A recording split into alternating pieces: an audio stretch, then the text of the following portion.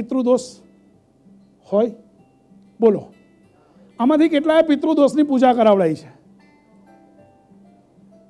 Very good, બધાએ કરાવી છે. કે આપણે બધા જ આપણા બાળકો માટે જીવીએ છીએ. રાગીણીબેન અને હેમંતભાઈ મારા સારા મિત્ર છે.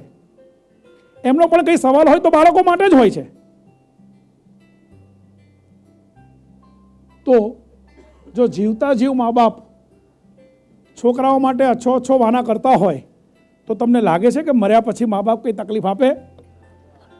આજથી આ નિયમ લઈ લો કે ક્યારેય કોઈ પણ વ્યક્તિ પિતૃદોષના નામે કોઈ પણ પ્રકારની વિધિ વિધાનમાં પડશે નહીં. પણ જેને મા બાપ હોય ને એ વ્યક્તિને હું વિનંતી કરું છું કે જો શક્ય હોય, ઇફ પોસિબલ, તો વન્સ ઇન અ વીક, અઠવાડિયામાં એક વખત 1 કલાક તમારો મા બાપને આપજો. આપણે ક્યાંક ને ક્યાંક ગેરમાર્ગે દોરાઈને પિતૃદોષના નામે કેટલી બધી વિધિ વિધાનમાં પડી જઈએ છીએ. તો મહેરબાની કરીને આવો કોઈ દોષ છે નહીં અને આવા દોષના નામે કોઈ પણ વિધિ વિધાનમાં પડશો નહીં.